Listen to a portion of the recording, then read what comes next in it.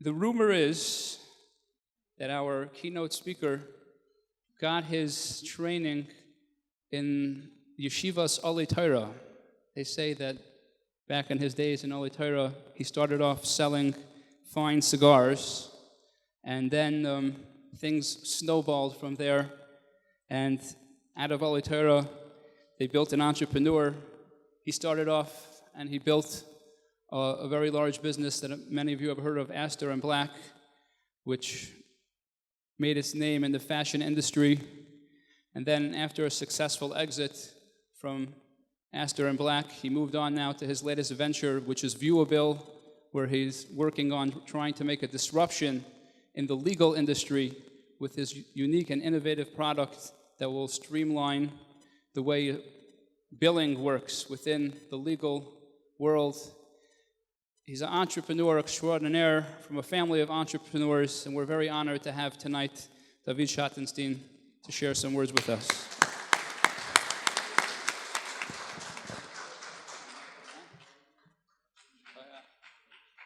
So the rabbi very conveniently jumped from one successful company to, thank God, another successful company, but he skipped over the failure. So he went from Astor and Black to Viewable. He skipped over, what I did in between that didn't work out so well, and that kind of dovetails very well with what I wanted to talk about tonight, with everyone here, budding entrepreneurs, everyone who's here to either to get investment or to just watch and learn and take something away from the experience.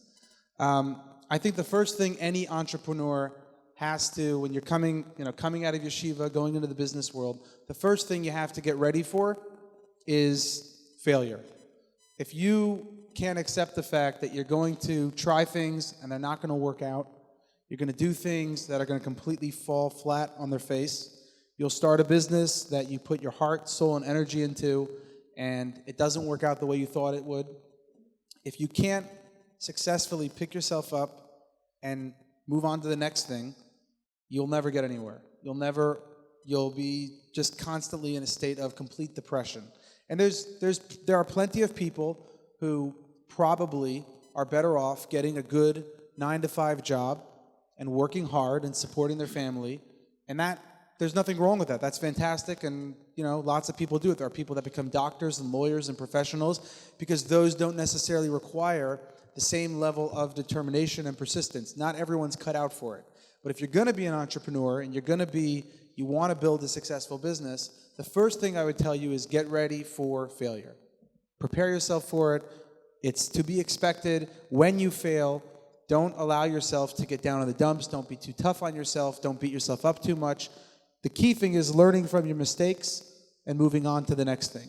You learn from your mistake, you hopefully don't repeat it again, and you move on to either within your business, you learn from the mistake and you keep growing, or you move on to the next business if there's no chance of survival or reviving it.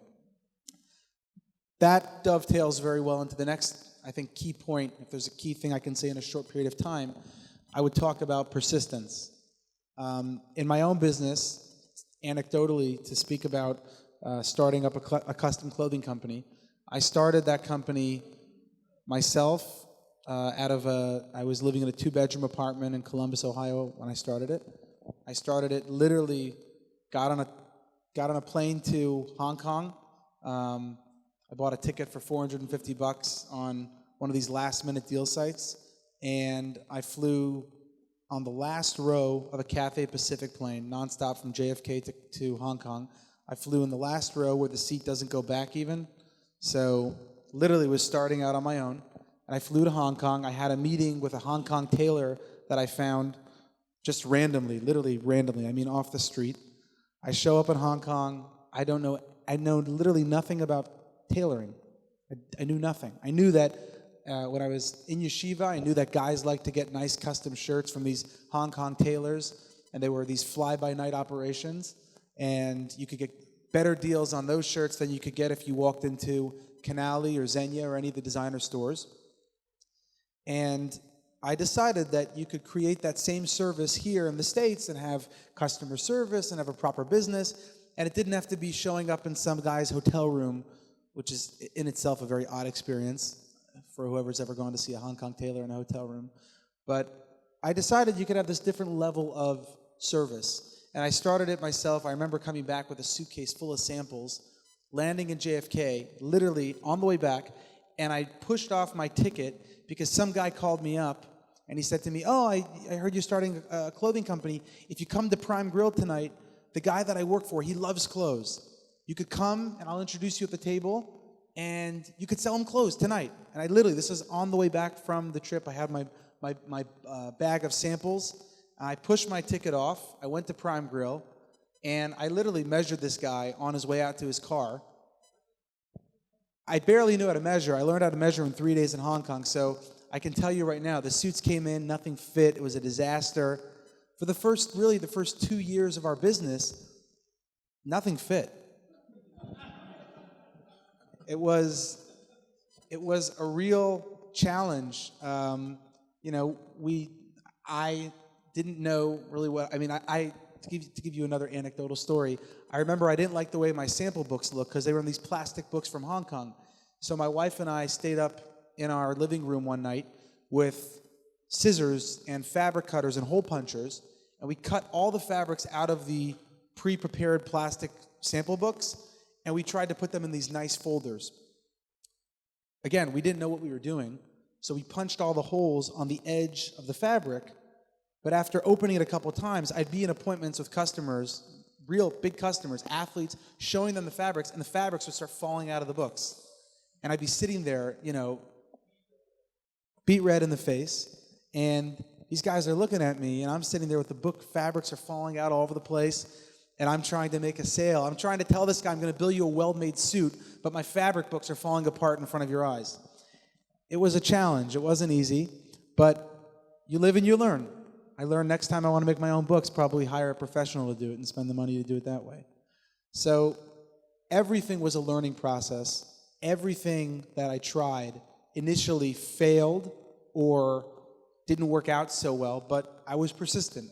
If there's one thing I can say about myself as a businessman, and anyone who's worked with me can certainly vouch to this, I don't think I'm the smartest guy.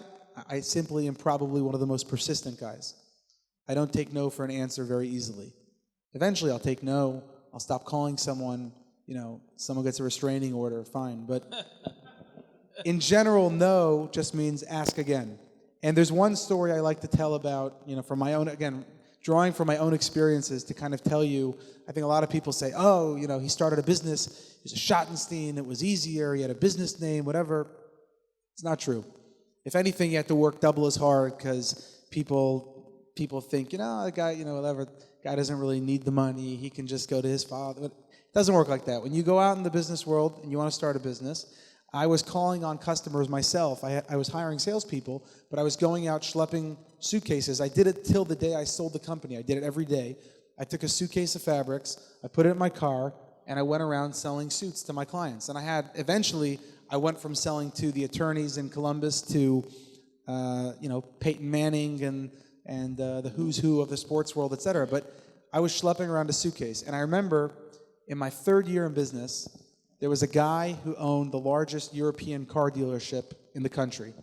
And him and his partner, they were big clothing consumers. Everyone in Columbus knew that they love clothes, and they go to Ralph Lauren, and they spend $8,000 on each of their suits, and they crazy consumers. And I got the guy's office number. I don't even remember how I got it, but somehow I got it. I called the main number, and then I punched in his name, and then I listened to the extension that I heard when it said, we're transferring you to extension 4625, and then I knew it must be 889462. So I was very resourceful. And I remember calling his office, and I got through to his secretary. I said, my name's David Schottenstein. I'd like to speak to Mr. So-and-so, and she took a message. And the next day, I didn't hear from him, so the day after that, I called back, and I said, I'm calling for Mr. So-and-so. She took a message. This went on for about 6 months, and I must have placed no fewer than, realistically, I probably called 80 to 90 times. And I say 80 to 90 times, I mean to the point where she was getting angry with me. She was upset. She felt like I was borderline harassing her. And all I was saying was just get Mr. So-and-so on the phone for 2 minutes. 2 minutes, and I promise I'll never call again. Literally, make it go away. Make the pain go away. Just put me on the phone with him. She wouldn't do it. Finally, one day I called, and I asked to be put through to his voicemail, and all of a sudden I hear the line click, and this guy picks up and he says, "What?" He says, "What do you want?" I've never seen a person who calls as much as you call. There's either you're very persistent or something is very wrong with you. And I spoke to him. I said, "Listen, I know you're a busy guy. I have an amazing product. I think we make the best suits in the world for the price. And I know you like X, Y, and Z. I can duplicate that, but you'll pay a quarter of the price. Let me come in and see you for 5 minutes. And if you don't like what I show you, I'll never bother you again." Fast forward 5 years from the first meeting, on the day that I sold, his total receipts, he was my largest single largest customer, between him and his partner, their total receipts were about $1.5 million a close. 5 years later. So every single year, I was literally selling these guys a few $100,000 worth of clothing. And I could have made my living just being this guy's clothier pretty much. And that's just one of so many stories where I had to be incredibly persistent to make something pay off. And Viewable, by the way, is even harder, because now I'm trying to get lawyers to be really transparent and honest. So, you would have thought, okay, you sold the company. I successfully sold Astor & Black to a private equity group that then did what they did with it. But you would have thought, you sold the company, you could take it easy, go into an easier business, something that doesn't require as much effort or doesn't have as much pain.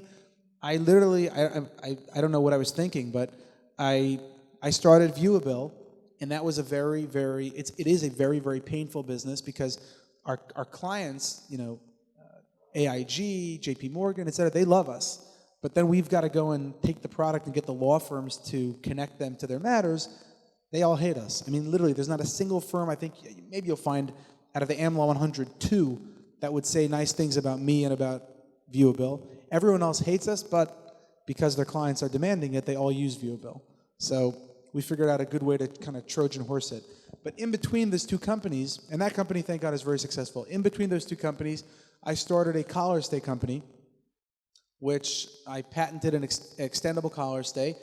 Thank God I was successful through, again, sheer persistence in getting it into a number of stores and retail locations, J. Crew, Saks. But the company's not successful because I never fully thought out that I never really put together a proper plan that said, look, we're gonna have one single product, and we're gonna build a whole business around this one product. It just didn't make sense.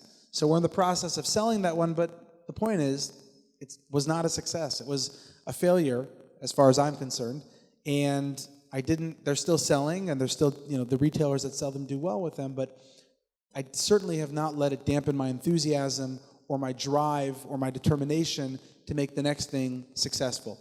So I think one of the key things I'd say to anyone here who's either starting a business or thinking about starting a business, is you're going to fail, and at the end of the day, the only thing that's going to matter is how persistent are you. If you're persistent and you really believe in what you're doing and you truly believe that it can be a successful business and it has the potential to be a successful business financially and from a business model perspective, if you really put yourself into it 100% and you don't back off and you don't let the no's and the rejections get you down, you'll succeed. Whatever it is you're doing. I don't care what you're selling. I don't care what you're doing. You could be selling steak knives. You could be selling custom suits. You could be selling anything. Software. If you are persistent, you'll get there. The last thing I'll talk about, which I think is equally as important, because this is the Jewish Shark Tank, we're at the Crown Heights Jewish Entrepreneurs event, is Yiddishkeit in business, which I think, it's easy to overlook, but I think one of the biggest mistakes a lot of people make is they're not 100% comfortable with their Yiddishkeit in a business environment. I don't want to say embarrassed, because maybe it's a little strong, but sometimes the yarmulke comes off, sometimes the name goes from Shmuley to Sam, Baruch to Barry, people do this, and sometimes there's a good reason, but in general, what I've found from my experience, being out there amongst professional athletes, whoever it might be, the more you respect yourself and the more you take pride in your Yiddishkeit, the more you will be respected by your peers and by the people you're doing business with. In all my years of doing business, I never took my yarmulke off. Never, not one time. I remember going to an event when the guy that brought me to the event said it was in Palm Beach, and he said, I'm telling you right now, there's people here that hate Jews, and they're never going to buy suits from you if they see you wearing a yarmulke.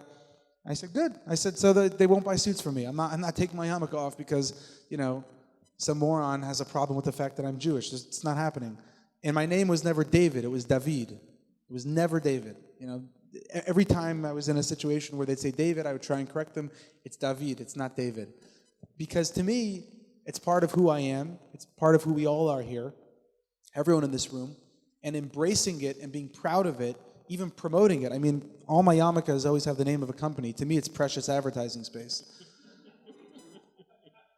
So, as far as I'm concerned, knowing what's important, Yiddishkeit, your family, things like Shabbos, being able to unplug on Shabbos and really recharge yourself. I never had an appreciation for Shabbos until I really got into business, and you're going crazy 6 days a week, you're working like crazy, and then all of a sudden, Shabbos, you unplug. It's the greatest, we're going to look at inventions today, the greatest invention of all time, Shabbos, 100%. And I think keeping those things, keeping that at the forefront of your mind as you're going into business and not letting go of the things that are important in life, ultimately staying grounded like that and being connected. And in our case, we're lucky that we are Lubavitchers, we have a Rebbe, we have all these other things going for us. These things can all be used to our advantage. We can get positive energy from Shabbos, from our family, from our Yiddishkeit, and we can take that energy and use it for our success in business. So good luck to everyone tonight. Thanks for giving me the opportunity to speak.